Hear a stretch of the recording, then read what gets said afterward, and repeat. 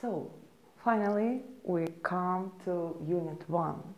I hope you have already downloaded the plan for this course, and you see in front of you the points of this unit. The important moments, or you may wonder why such important moments are all in one unit. Why we talk here about alphabet, then in the same unit we discuss reading. Also here at the same unit we will be talking about writing. And finally we will teach our kids how to say hello and goodbye.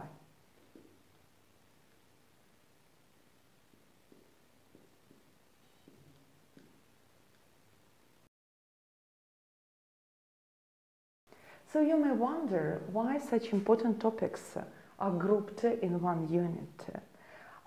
Let me explain why. So we view this unit as a reference.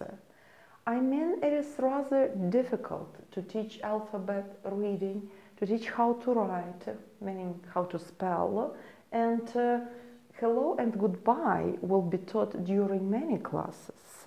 But we can use this unit as a reference. We will go back to it every time we teach alphabet, or every time we teach a letter of an alphabet. We will go back after we have discussed or after we have taught a part of Jolly Phonics. We will go back when we need to remember how this or that letter is spelled, and probably for some time we will go back to teach the hello song and emotions and physical states.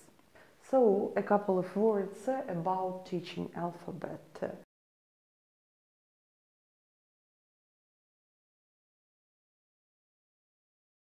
Many parents view alphabet as a sign of their kids' knowledge. In reality, there is nothing critical in knowing the alphabet as a poem. However, it is fun, and when you come to the classroom of 6-year-olds, you probably will discover that some of them have already learned alphabet with their parents. Some of them learned alphabet in the kindergarten, and some of them have no idea of the alphabet at all. That is why I would recommend using different worksheets that I mentioned in the previous video. These worksheets are free. You can download different kinds of worksheets. A worksheet for one letter, for many letters, for a group of letters, and you will regulate the learning of alphabet with your group. Also, it is important to remember that when kids have mastered the alphabet, they can learn how to spell the words, which is a very important skill when you, for example, live in the United States, because very often you have to spell your name or the words which are mispronounced or understood not really well. It doesn't matter how important the alphabet is, it is nothing without reading. So, of course, we learn the letters to read them and to write them. So, there are different approaches to teaching reading, and in Ukraine we have 3. The approach number 1 is teaching reading rules.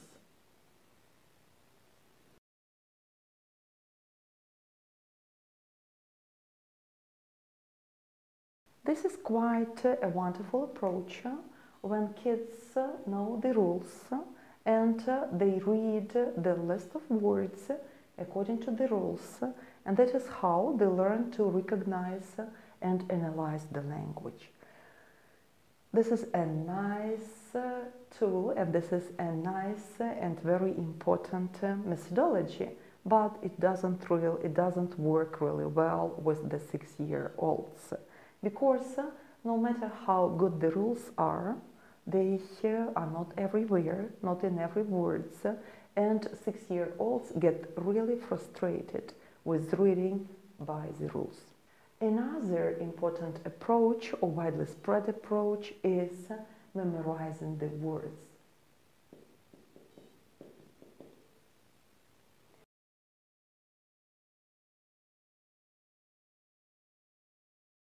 The students are taught to memorize the image of the word, and that is how they will probably be able to read even better than with the rules.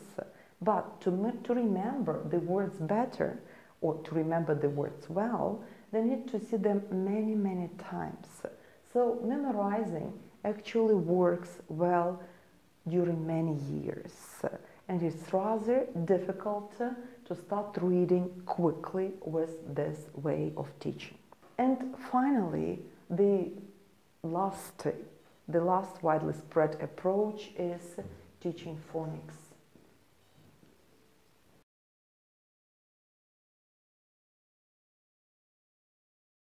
In Ukraine, we opt for this approach because our language also has consistency in the correlation between a phoneme and a grapheme, meaning the letters are pronounced the same way as they are read, and that is how kids start reading easier. So in interclass, we opted for using a phonics method in teaching reading. And as everywhere in teaching phonics, there are also many approaches. There is an American approach to teaching phonics.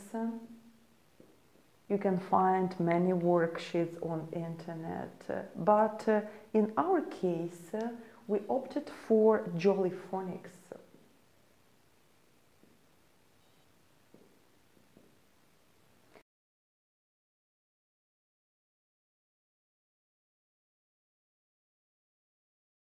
I have already mentioned it in the previous video.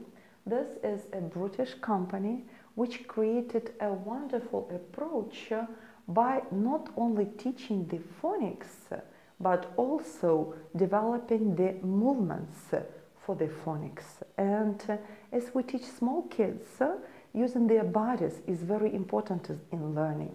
So we use Jolly Phonics as a preferable approach to teaching reading.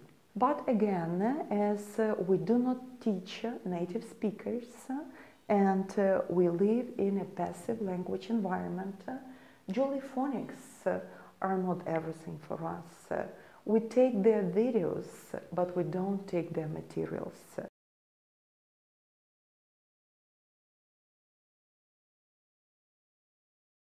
Because Ukrainian kids mispronounce many sounds, and as Jolly Phonics is based on the sound principle, for us many sounds are irrelevant. So we just take their videos, learn the movements, and start reading the groups of words that you will see in our resources. So, and the last question, which is important to discuss here, is how to teach writing. We have 6-year-old kids, and many of them are just developing their motor skills. So it is almost impossible to teach them good writing. So we'll start with teaching them how to print. They color the letters and they print big letters because they need really big sizes of letters to be able not only to recognize them but to write as well. Also, the material of the book is structured so that you could go back to the previous unit, and if kids were not able to write these words when they studied the unit, when they go back in a month or two, probably they will be able to write these words. And also we print and we trace.